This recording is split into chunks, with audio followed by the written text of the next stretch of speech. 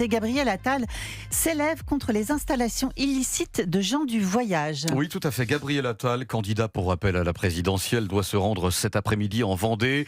Objectif pour lui, se rendre sur un camp de gens du voyage. Et c'est vrai que ces installations illégales se multiplient partout en France. Et ça fait des années qu'on en parle, surtout l'été. Là, en ce moment, alors, c'est partout, évidemment. Mais c'est ce dont on parle en Haute-Garonne, près de Toulouse, en Vendée, dans les Alpes. Les riverains partout sont en colère. Ce qu'ils décrivent, c'est des aires d'accueil dégradées. C'est des individus qui se branchent sur des réseaux d'eau, des réseaux EDF. Ça fait pas la une du JT, ces histoires, mais c'est un véritable calvaire pour les riverains. Est-ce que Gabriel Attal, Vincent Roy et Georges Fenech a raison de prendre ce problème à bras-le-corps et d'en faire pas l'une de ses priorités, mais un sujet important? Vincent Roy. Il y a un titre d'un film de Jean-Luc Godard qui s'appelle « Soigne ta droite ». On est là-dedans, parce que effectivement, il livre un entretien dans le Figaro ce matin, très intéressant, somme toute. Oui. Écoutez, l'année dernière, je crois que j'ai regardé, il y a 500 groupements de gens du voyage qui se sont installés là où ils n'avaient pas le droit. Sanction, 0. Mais oui. Alors, là maintenant, on va, si vous voulez, renverser les rayures du zèbre. Là, il va renverser la table. Vous avez vu cet entretien dans le JDD ce week-end.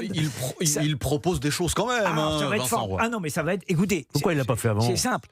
Alors d'abord, pourquoi il l'a pas fait avant? Et puis, deuxièmement, voici que Monsieur Attal va réussir un certain nombre de choses que les autres n'ont pas été capables ni de faire, ni de réussir depuis 50 ans. Parce que l'histoire des gens du voyage, c'est on y a droit tous les ans. Quand on est un peu journaliste, c'est ce qu'on appelle un marronnier. C'est-à-dire que ça revient, mais ça ne s'en va pas, si vous voulez. Ça ne fait que revenir. Tous les ans, on y a droit. Franchement, soyons sérieux. Encore une fois, là, on redit la même... moi, je redis, je ne parle pas pour Georges, mais on a des textes qu'on les applique. Alors, non mais attendez, on va en parler dans un instant. Soigne ta droite, Godard, vous citiez ça.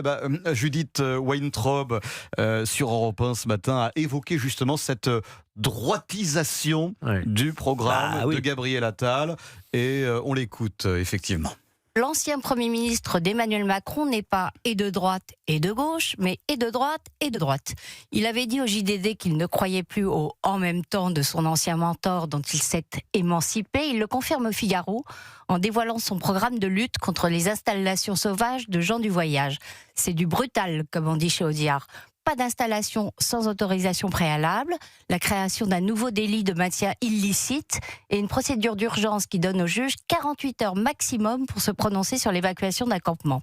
Ajoutez à cela les annonces déjà faites de Gabriel Attal sur son intention de supprimer les remises automatiques de peine et le JAP, le juge d'application des peines, ou celles sur la justice des mineurs, et vous aurez du mal à voir la différence avec ce que proposent les candidats de droite. Vous êtes connectés tous les deux, Vincent Roy, Judith Weintraub, c'est incroyable. Non, mais il suffit d'être un petit peu observateur. Vous savez, on est dans le cadre d'une présidentielle. Bien sûr. Il occupe le centre. Il faut saupoudrer d'un petit peu de gauche. Vous avez vu, il est très fâché là maintenant. Il est très fâché avec LFI. Il ne veut plus entendre parler. Il nous l'a servi, resservi quand il en avait besoin. Et puis voilà que maintenant il est fâché. Donc il faut assaisonner un petit peu à gauche. Là, on est dans l'assaisonnement un petit peu à droite. Il faut faire gonfler ce gros gâteau qu'on appelle le centre, de manière à pouvoir avoir une chance d'être au deuxième tour. Voilà, tactique, de la même manière qu'on fait des interviews l'été. Pourquoi ? Parce qu'il faut occuper l'espace. Moi, vous savez, de tout ça, d'abord, j'en ai soupé. D'abord, premier point. 2, ça m'agace. 3, ça me met en colère parce que c'est de la tambouille. Ça n'est pas autre. C'est pas de la pâtisserie fine. C'est vraiment de la tambouille parce que les ficelles sont grosses. Là, vraiment, je vous assure que quand même là, la gousse de vanille est énorme. Donc, si vous voulez, je n'y crois pas et ça fait un gâteau au final assez écœurant. Bon, alors malgré tout, Georges Fenech, si on peut parler de ce que propose Gabriel Attal dans cet entretien du Figaro concernant ces gens du voyage. Il veut faire payer les occupants, en fait, leur demander sans doute un loyer symbolique pour occuper un terrain de football ou bien une aire d'accueil spécialement dédiée à cet effet. Il veut renforcer donc avec une obligation de donner une date d'arrivée et de départ. On dit quand on arrive, on dit quand on part, et puis il faut obliger les convois assez importants à préciser au préalable, sans doute à la préfecture ou bien à la mairie, à préciser au préalable par quelle commune ils traverseront donc les champs ou bien les routes pour accéder à leurs aires d'accueil. Est-ce que ça, c'est dans l'intention, en tout cas, Georges Fenech, quelque chose qui vous paraît raisonnable? Georges Fenech. L'enfer est pavé de bonnes intentions. Ouais. Hein, parce que c'est un véritable enfer que vivent beaucoup de maires. Bien sûr. En réalité, il ne s'agit pas de décréter simplement, il s'agit ensuite de se donner les moyens. Et la préfecture. Vous avez vu récemment qu'il y a eu une poursuite, véritablement une chasse, une poursuite avec les gendarmes. Ça a duré 9 heures. Avec les gens du voyage, il y avait, je crois, 280 véhicules. Exactement. Et au bout de 9 heures, les gendarmes ont capitulé. Bien sûr. Ils ont fait marche arrière. Parce que s'ils avaient donné la charge, ou la garde, comme aurait dit Napoléon, eh bien, ça aurait été un problème de sécurité majeur. Donc, il faut savoir gérer ça au plus près, si vous voulez. On ne peut pas, comme ça, de loin, dire on va faire une loi, là, ils vont payer, etc. La force publique, quand vous utilisez la force publique, il faut la faire de manière intelligente. Et que malheureusement, quand on a affaire à des grands groupes comme ça, c'est très compliqué. Il faut savoir le gérer, quoi. Donc je pense qu'il faut être humble sur ces sujets-là. Les maires en font beaucoup, ils ont des aires de stationnement, ils entretiennent, ça leur coûte cher, Est-ce etc. que les préfets sont solidaires des maires? Est-ce que les préfets jouent collectif par rapport à ces gens du voyage? Ça change.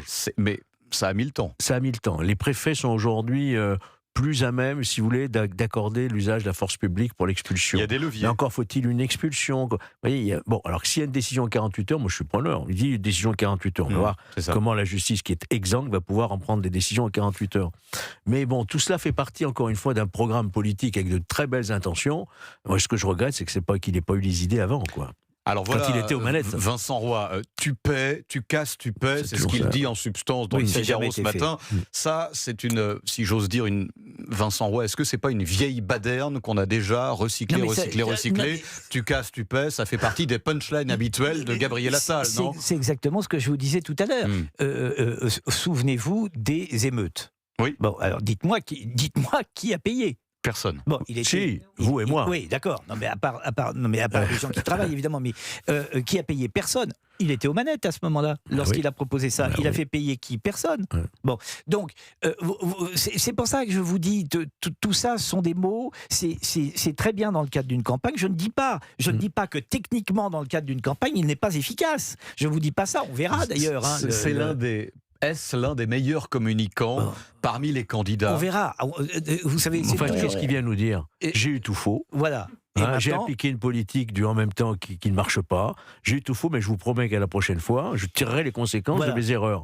Je ne sais pas si les électeurs vont comprendre ce discours. Hein. Il parle également, pour revenir à cet entretien dans le JDD, et puis également ce matin dans le Figaro, il revient aussi sur l'épisode Ceuta, où il montre les muscles, Gabriel Attal. Ah oui, mais contre qui?